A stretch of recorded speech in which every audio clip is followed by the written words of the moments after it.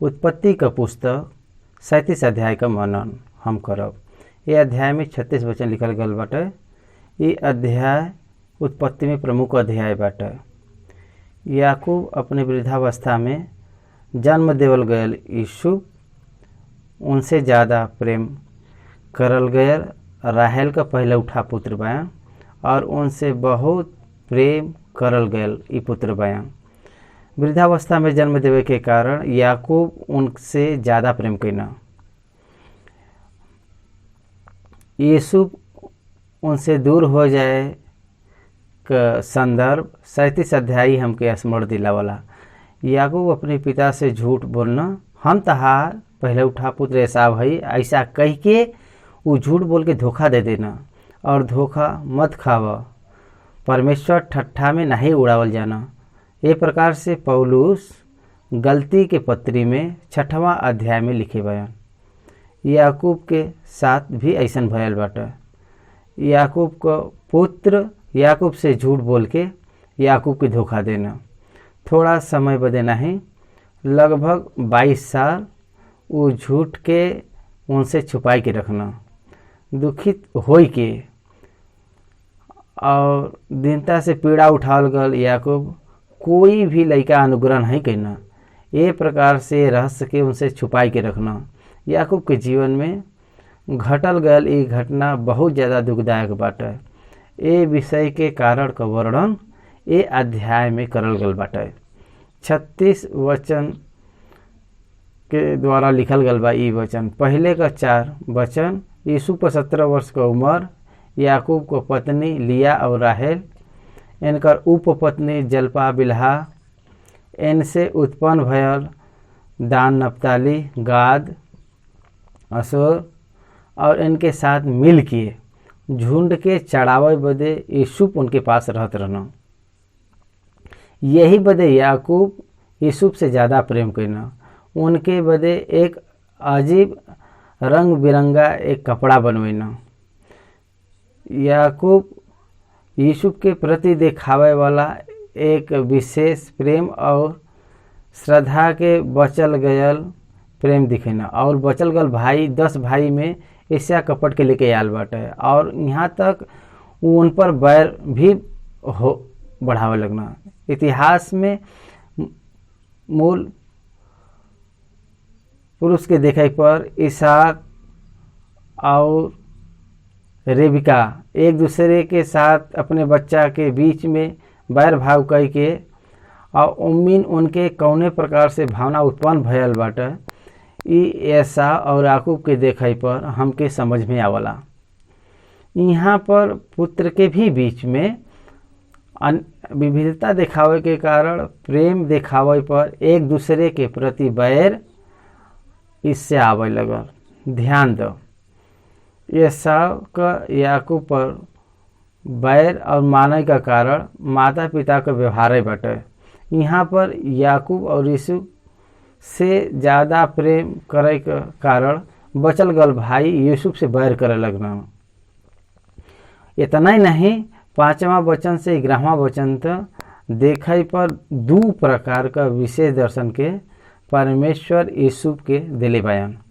यूसुफ एक स्वप्न देखना और स्वप्न में सारा भाई लोग फल के बांधत बान और यूसुफ का पूला उठ के खड़ा भयल और बचल गयल जौन पुआल रहल और उ सारा पुआल उनके दंडवत करत बान। ये बारे में अपने भाई से बतावत बान और उनकर भाई बहुत क्रोधित हो लगना।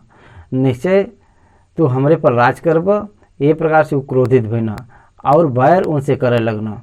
यूसुफ आपन देखल गयल स्वप्न के बारे में बतावल पर बचल गयल उनकर सारा भाई जितना बान उनसे बैर करे लगना, उनके महान के नहीं ठहरने। 9वां वचन से 10वां वचन तक एक और सपना बाटे।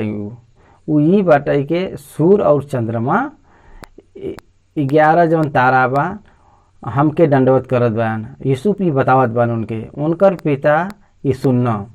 ई कैसा स्वप्न बाटे के तू देखे बा के तहार माँ ई और तहार भाई जाय के सब कोई तोहरे आगे भूमि पर गिर कर दंडवत करी, ऐसा कह के उनके उडटना। और ए विषय के बारे में वो अपने मन में रखे रहना। ओकरे बाद याकूब पुत्र लोगन के चरावत जौन रहना वो सब सेकेम में चल गया। उनके बारे में हाल चाल लेवे बदे याकूब यूसुफ के भेजना उनका हाल चाल बदे वो सेकेम चल गए ना और जाके ढूंढे लगना वहाँ पर।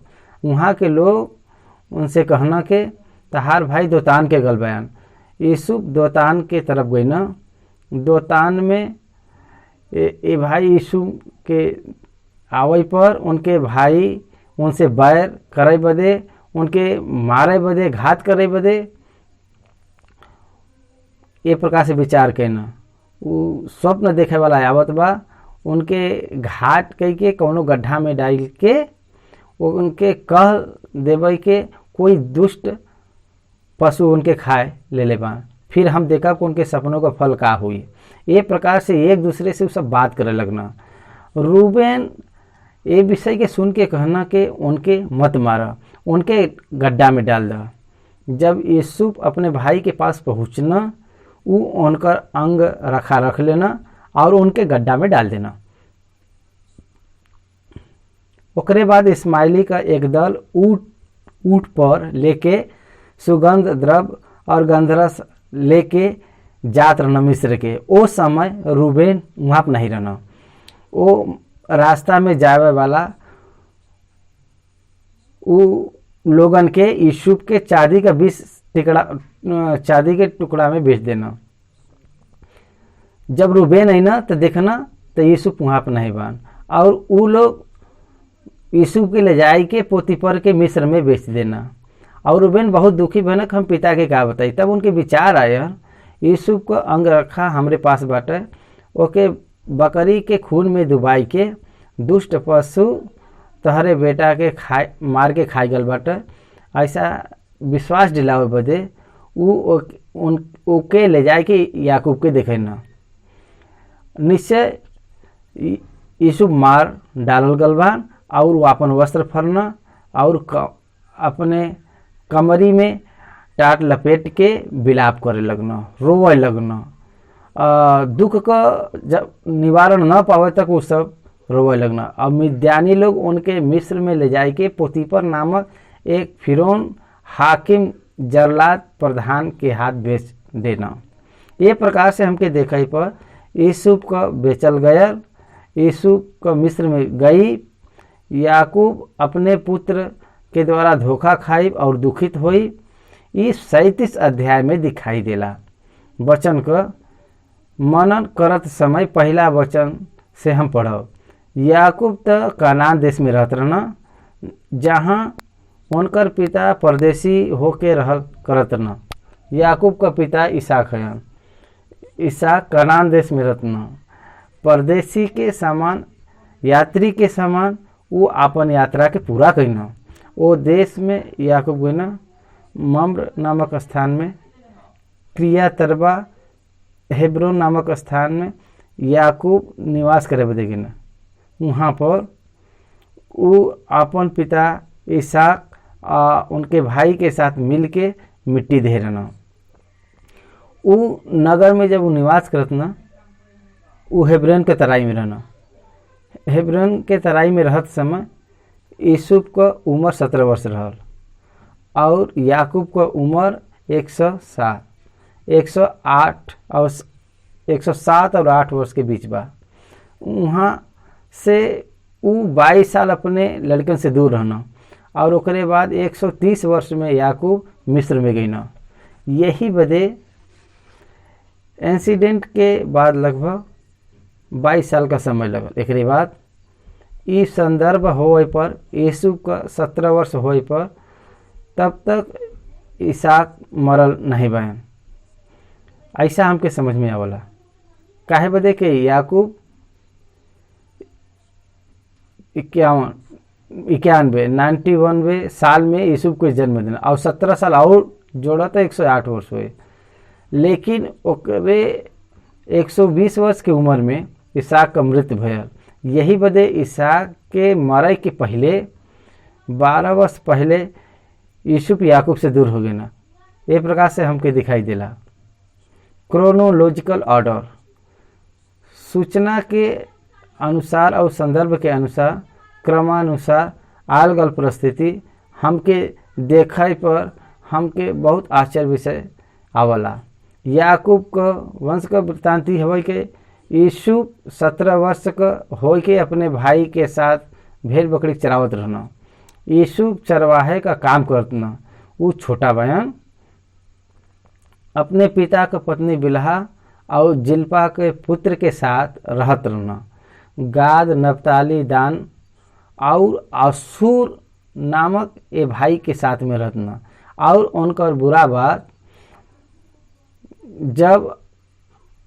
जब तक अपने पिता के बारे में बतावत रहना, उनके सुधरे के। और इस्राएल अपने सारे पुत्र से बढ़ के यूसुफ से प्रेम करत न, काहे बदे कि उनके बुढ़ापा का लड़का रहना। और उनके बदे रंग बिरंगा अंग रखा बनवाइना से जब उनका भाई देखना के हमारे पिता हम सब भाई से ज़्यादा उनसे प्रेम रखना, तब वो उनसे बैर करे लगना और उनके साथ ठीक प्रकार से बात नहीं करत ना। फिर वचन में याकूब का पुत्र लिया के द्वारा उत्पन्न भयल 6 पुत्र, जिल्पा से उत्पन्न भयल 7 और बिलहा का 2, कुल मिलाई के 10 पुत्र।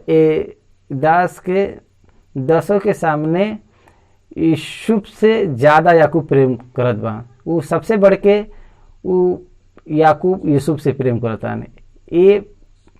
यही बदे वो सारे भाई के बीच में बैर होए लगा।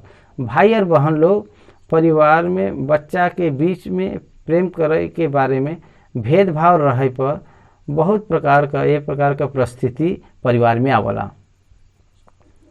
अनपेक्षित परिस्थिति भाई के बीच में उत्पन्न होला। 133वां वचन का बतावला का भला और मनोहर बात भाई के भाई लोग आपस में मिला रहे। अनंत काल का जीवन आशीष उन्हीं में रहला।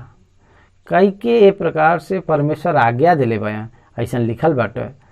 फिर यहाँ भाई के बीच में एकता के बदले में बैर और ईर्ष्या उत्पन्न भयल बाटे। कारण ही बाटे के याकूब उनके अपने वृद्धावस्था में जन्म देवे के कारण उनसे ज़्यादा प्रेम करे लगना।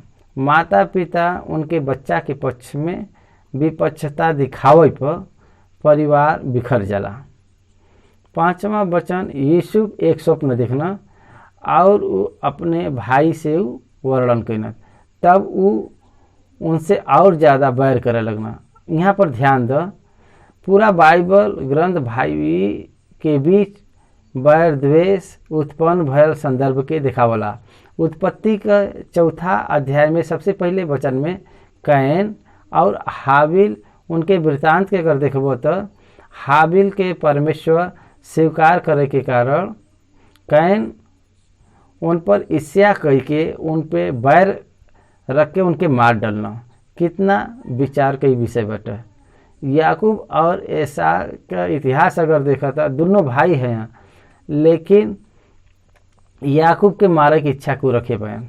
ओकरे बाद यूसुफ और उनके भाई के देखा, वो सब मिल के एक के मारे का दुष्ट विचार रखत बयान। ये सब के हवा भाई है, एक पिता से उत्पन्न भयल पुत्र हैं। ओकरे बाद आप इस्राएल का पूरा इतिहास देखे पर एसाव का संतान और याकूब का संतान यदोमी का और इस्राएली का मिल के रहब ऐसा कभी नहीं भयल बाटे। हर समय युद्ध करत आयल बयान।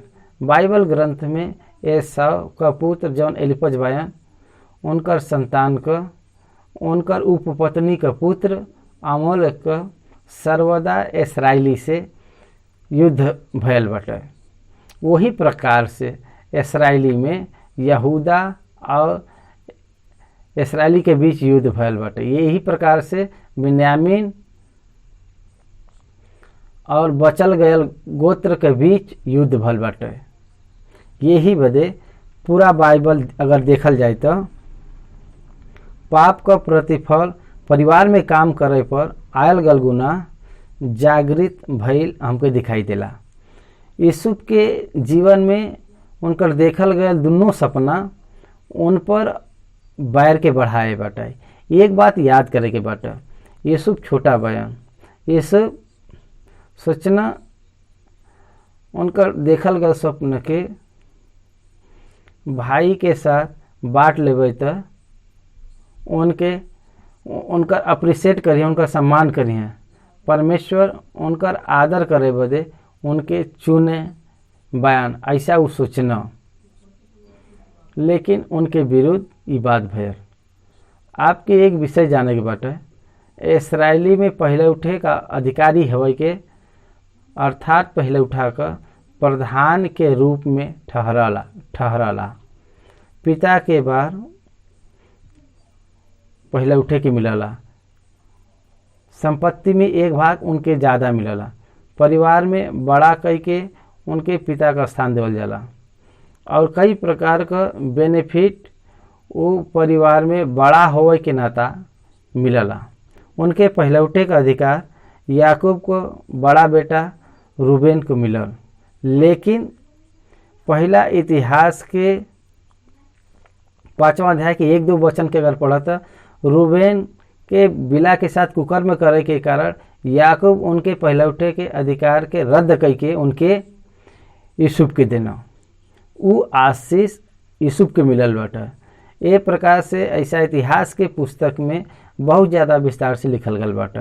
ध्यान दे, यहाँ पर उनके पहले उठे का अधिकार न मिली, खनिज यूसुफ के मिली। ऐसा कहीं पर पहले उठा शांत रहेगा, बचल गल भाई इससे न करिए। पहले उठे के बाद और 9 लोग बयान इनसे भी बड़ा हैं, उस सबसे भी उनसे भी पहले उठे का अधिकार मिली। वो चुने जात बा, वो अपने परिवार का बड़ा हो जात बयान, उनके परिवार में वो मुख्य ठहर जात बयान। उनके पिता के बाद वो अपने परिवार का मार्गदर्शन करे वाला बयान। ये दर्शन के द्वारा वो अपने भाई से बटना, वो स्वप्न का बाटे। देखो 6वां वचन, वो उनसे कहना जौन सपना हम देखे भाई तब ओके सुनो। हम लोग खेत में पुआल बांधत बाई जा और का देखत बाई के हमार पुआल उठ के सीधा खड़ा भयल और तहार पुआल पूरा हमरे पुआल के चारों तरफ से घेर ले और ओके दंडवत कईना। कोई के भी गुस्सा आई, हमार पुआल उठ के सीधा खड़ा उठ होए पर तहार पुल हमरे पुल के दंडवत करे। एकर अर्थ समझ में आएगा। तब उनकर भाई लोग कहना का सचमुच में हमारे ऊपर तू राज करब, ये परमेश्वर की इच्छा हो वो पूरा हुई। लेकिन वो विश्वास नहीं कर सकना। आप एक विशेषता जानत बा का, परमेश्वर का इच्छा अगर हमारे जीवन में पूरा हो तो हमारे करीब रहे वाला ओके अंगीकार नहीं करना, सहन नहीं कर पाओ, स्वीकार नहीं कर पाओ, ग्रहण नहीं कर पाओ, अधीन नहीं हो सकना। इस सच में सत्य बात बाटे, बहुत लोगन के जीवन में साबित भल बाटे। ये कह के विनती करत भाई का सच में हम पर तू प्रभुता करीब, ऐसा उनसे कह के तो उनके स्वप्न और उनके बात के कारण उनसे और ज़्यादा बैर करे लगना। उनके भाई के रूप में ग्रहण न करके हमके समझ में आ सकला। वृद्ध रोमली पर ताड़ी गिरे के समान एक और स्वप्न आया।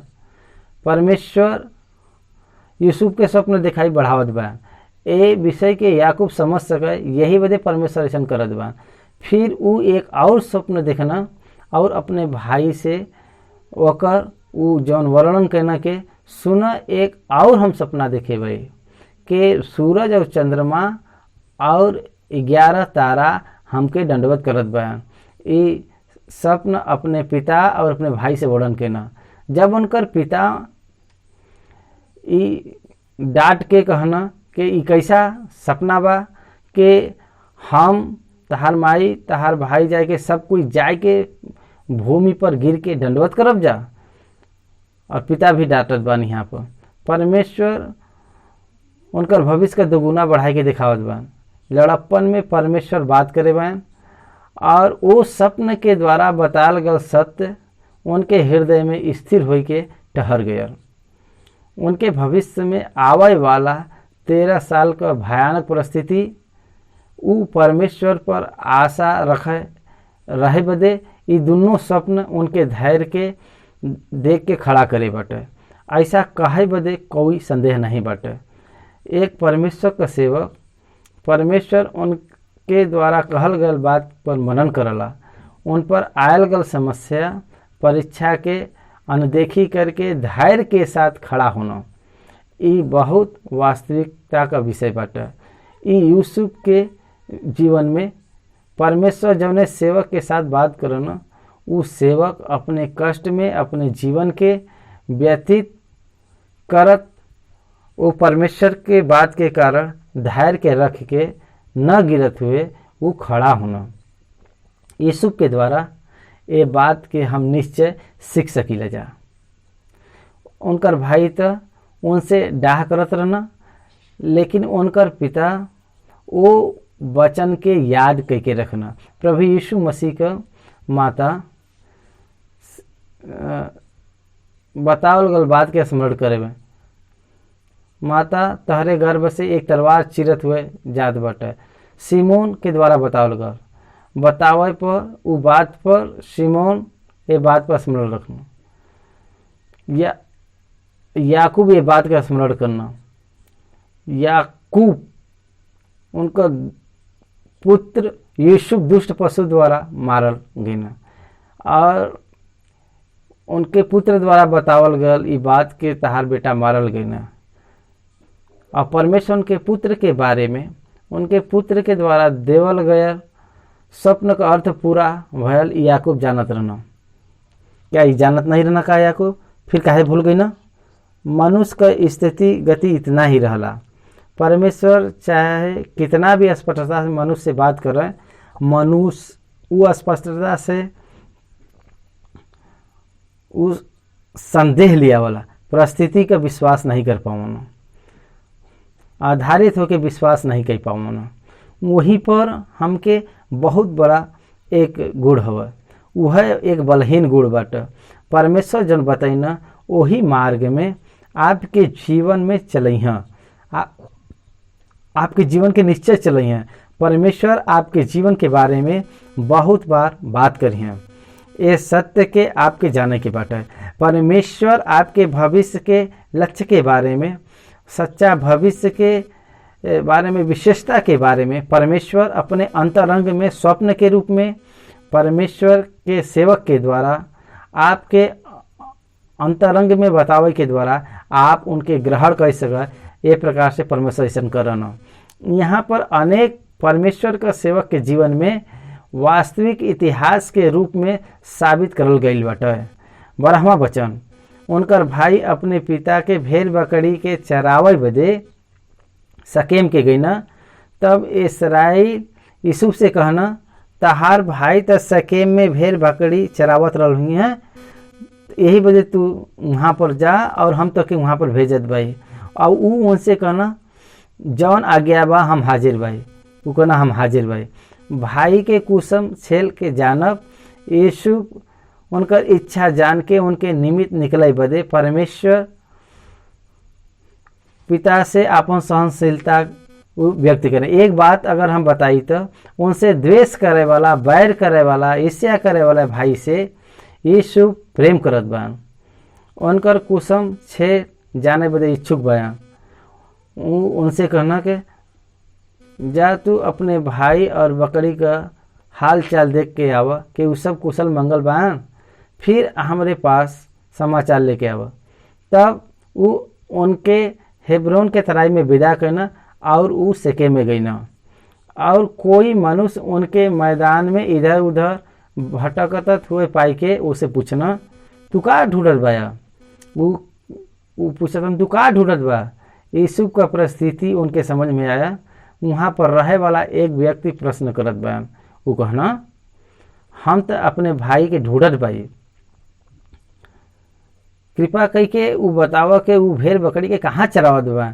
इस संदर्भ हमके यीशु मसीह के पुनरुत्थान के बाद उनकर चेला उनके ढूंढे बदे उनके कब्र के पास अइना।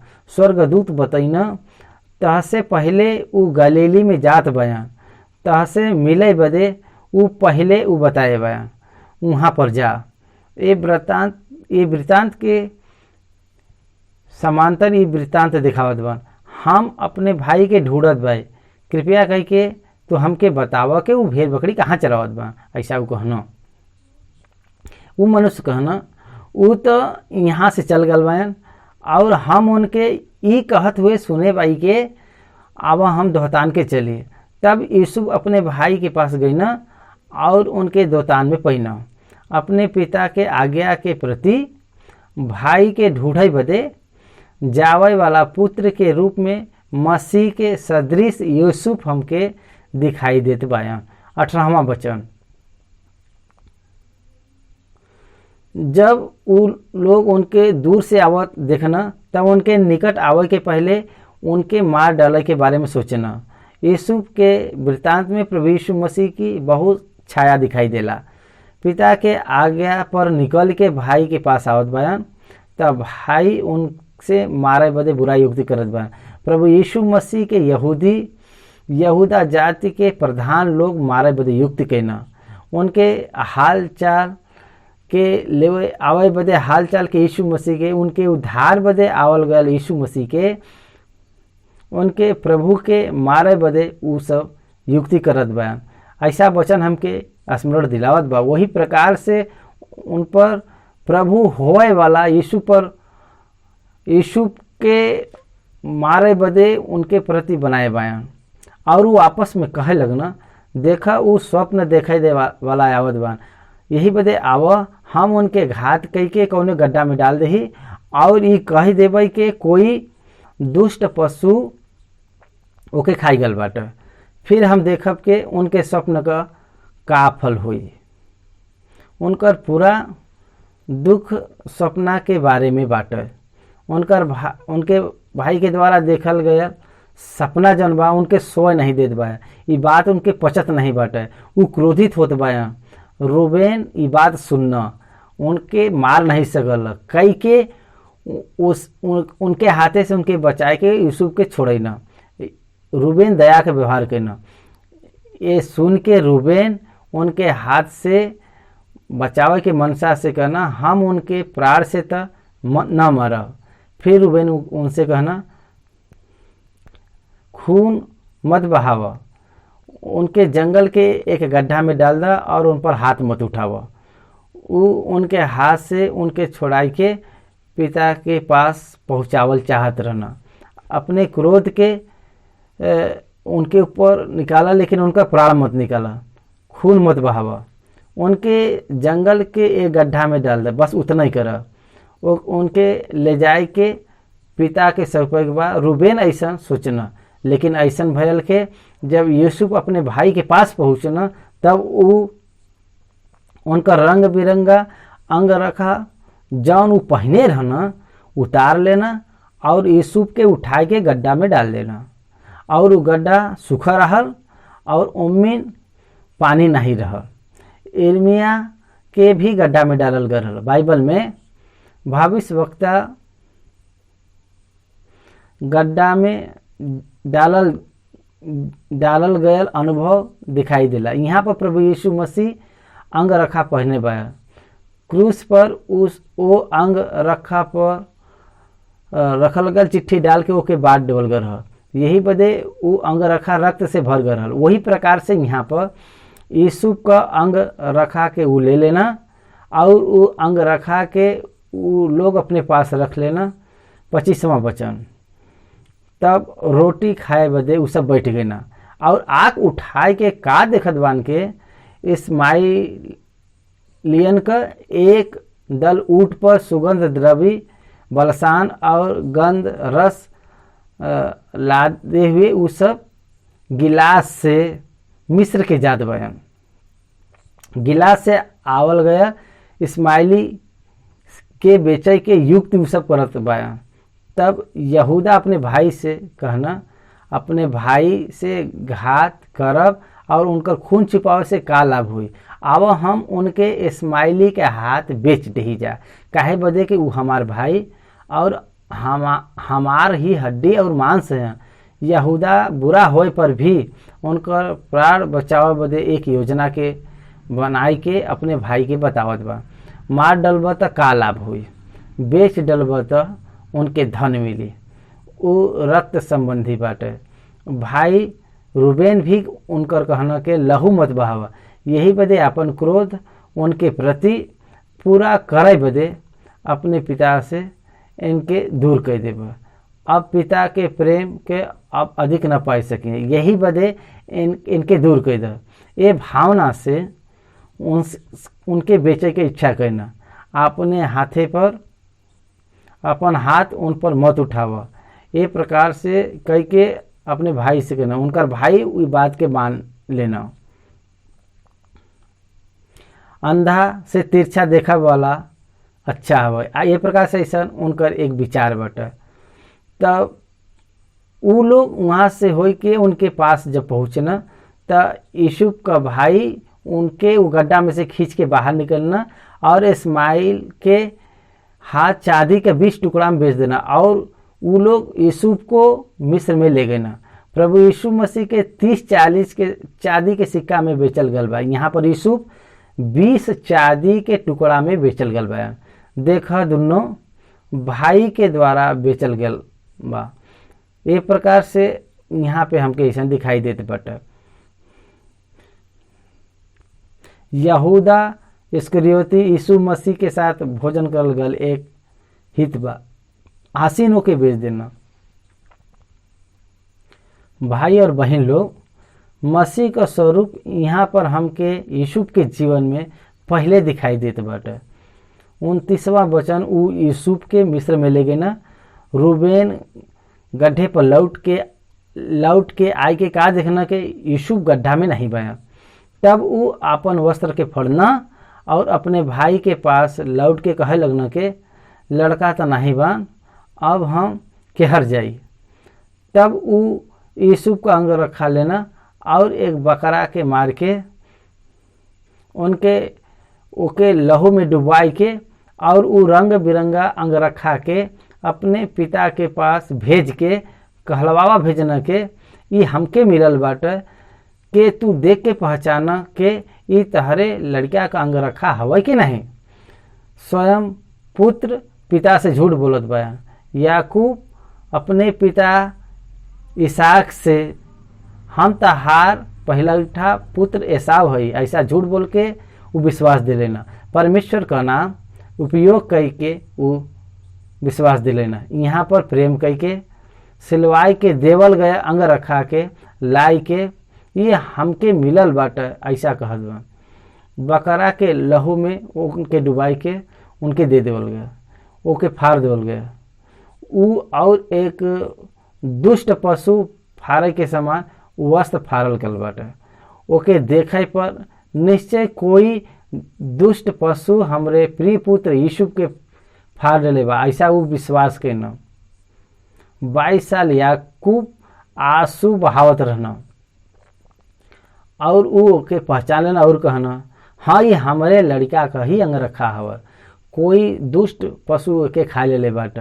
निसंदेह यीशु फाड़ देवल गल बा।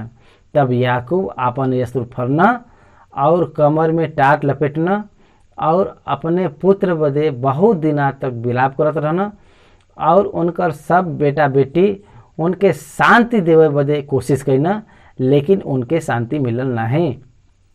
और वो यही कहत रहना कि हम तो विलाप करत हुए अपन पुत्र के साथ अधलोक में उतर जाबा।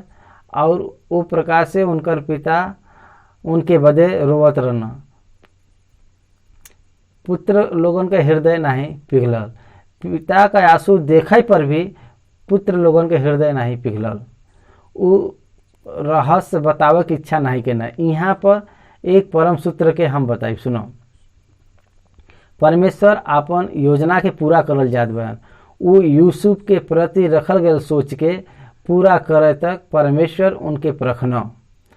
लोहा उनके लुक दुख के दिले बान, भोजनकार लोग उनके दुख दिले बान, भोजनकार ऐसा कहना। ये प्रकार से परमेश्वर की इच्छा पूरा हो तो यीशु मिस्र देश में अधिकारी बने बदे परमेश्वर के हाथे की योजना के द्वारा अपने आप चलावल जात बा। ये और ई बात इनके भाई के पता नहीं बा और चलावल जाल गयल यूसुफ के बारे में भी नहीं पता बटा और मर गयल। एक प्रकार से ऐसा सोचे वाला यूसुफ के भी, याकूब के भी नहीं पता बटे। परमेश्वर अपने इस इच्छा के मनुष्य के परिस्थिति से अत्यधिक ऊंचा ले जाए के उनके पूरा करना। मनुष्य के बलहीनता के परमेश्वर अपने योजना के वो पहले जाने वाला हो के वो योजना के रख के ओके चलाए के वो इच्छा के अपने जीवन में, अपने बच्चे के जीवन में वो पूरा करके ही रहना। एक के ही जीवन में नहीं, सिर्फ यूसुफ के ही जीवन में ही नहीं, लेकिन हर एक परमेश्वर के सेवक के जीवन में ये होला। इब्राहिम का जीवन, इसहाक का जीवन, याकूब का जीवन, मूसा का जीवन, दाऊद का जीवन, ये सबके जीवन के आप जाने पर परमेश्वर का इच्छा मनुष्य के बलहीनता के कारण, मनुष्य के उद्देश्य के कारण विविध प्रकार का परिस्थिति का सामना कई के वो रहे पर भी उनके इच्छा के परमेश्वर परिपूर्ण कर हुआ आल बयान। प्रभु यीशु मसीह के यहूदी लोग मार देना, लेकिन वो आपन प्राण देवे के द्वारा वो न जानत हुए भी उनके बदे उद्धार करता ठहरना। कई के प्रकार से वचन बतावता। पेंतेकुस्त के त्यौहार के दिन पतरस कहना, तू उनके मारे बया, जीवन के उपाधि के तू मारे बया, लेकिन परमेश्वर ओके जिलाए बया, उनकर हम गवाह बे। यही बदे जवन हमारी परिस्थिति बा, हमारे विरुद्ध होए वाला हर एक परिस्थिति परमेश्वर हमरे बदे ओके अनुकूल बनावे बदे उ परिस्थिति के अनुमति देत बा। कई के हमके जाने के बाटे।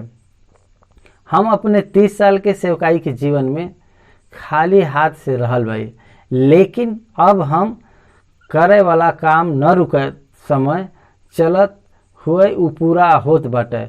उ संसार बदे एक प्रश्न के रूप में तैयार हुई। निसंदेह परमेश्वर एक कार्य के पूरा करे, यही बदे सारा वस्तु, सारा साधन अगर रहे तो मनुष्य काम करना। बिना किसी वस्तु, बिना किसी साधन का परमेश्वर अपने कार्य के पूरा कर सकना। यही बदे परमेश्वर के सामर्थ्य के द्वारा परमेश्वर करे वाला कार्य मनुष्य के हृदय के समझ में नहीं आवला, आँख के नहीं देख पड़ला और कान के नहीं सुनाई दे पाला, मनुष्य के चित्त में नहीं चढ़ पावला। मतलब एक यही अर्थ बा। यूसुफ के भाई के उ सभी के मिस्र जाए पड़े, मिस्र जाए के पड़ी। यूसुफ के मिस्र देश में जाए वाला इस्माइली के हाथ बेच डाले पर उ ये बात के नहीं समझ सकना, लेकिन परमेश्वर ये बात के पहले से समझत बयान। उत्पत्ति के 15वां अध्याय में परमेश्वर अब्राहम के पराया देश कहना, मिस्र देश कह के नहीं कहना, इब्राहिम इसहाक के नहीं बताना, इसहाक याकूब के नहीं बताना। सोचा इब्राहिम और याकूब के 15 साल की उम्र तक 15 साल तक जी होता, फिर जाने वाली बात के वो काहे मनन नहीं कर पाइना। परमेश्वर अपने इच्छा के पूरा करत रहना। असफलता पावे के हर एक बात हम काहे नहीं जान पावत बाई जा।